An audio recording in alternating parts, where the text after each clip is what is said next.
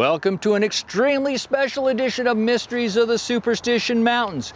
We are in Cave Creek today, right in front of True West magazine. Now you're saying to yourself, why are you out there instead of the Superstitions? Well, we're going to find the connection between President Roosevelt and the Superstition Mountains with executive editor Boze Bell. You know, President Theodore Roosevelt has historic ties to Arizona with the building of the world's largest masonry dam, which he was present to dedicate.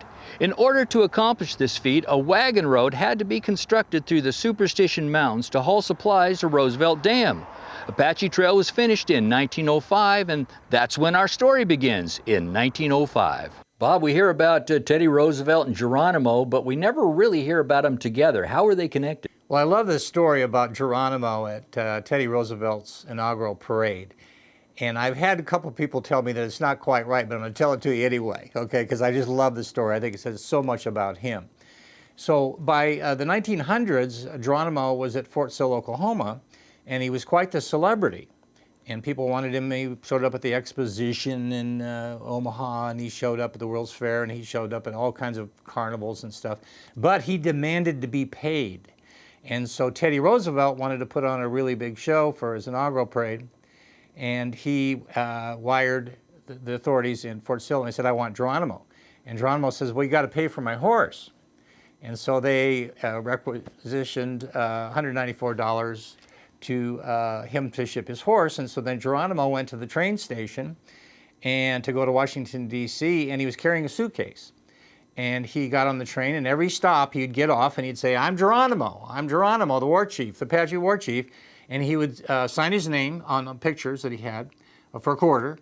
And he would sell the buttons on his coat, he would sell his hat, and then he would get back on the train, and he'd open up his suitcase, and he had a sewing kit, and he would sew the buttons back on his coat and go to the next stop. He did that all the way to Washington, D.C. So he gets to Washington, and the Army officers say, well, where's your horse? And he said, you'll get me another one. And so they got him another horse. He's not even riding his own horse in the parade. And he died with $10,000 in the bank. The guy was, imagine what he would have done on Wall Street. The guy would talk about the Wolf of Wall Street. That would be Goyathala, the man who yawned. Bob, Geronimo had been in prison over the time he was supposed to be in there. Did he ever approach Roosevelt to have him released? There's a story that Geronimo had a meeting with Teddy Roosevelt in the White House, and that he made a very eloquent plea to go home.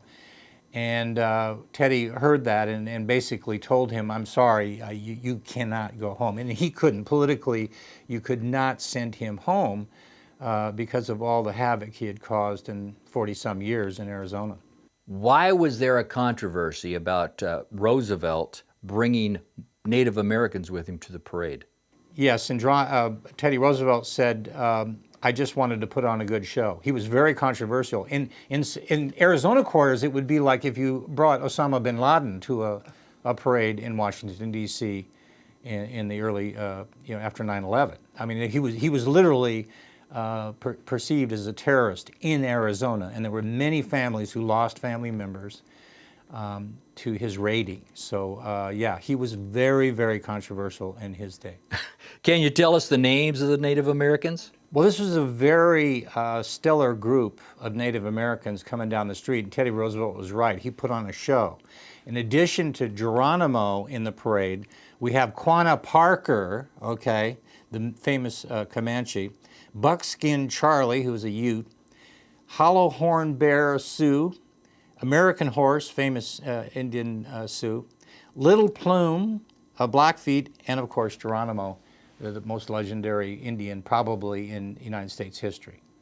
How does Geronimo tie to Arizona? Oh yeah, well he was born out in the head of the Gila River, the headwaters, and there's controversy over that because the headwaters are technically north of Silver City, New Mexico, present day, but there is some tradition that it was over by Clifton Globe, because the Apaches have a tradition where when you would come by your birthplace, they would roll you in the four directions. You'd get off your horse, and they would roll you east and west and north and south as a tradition of the place this is where you came into the earth, and this is where you go out.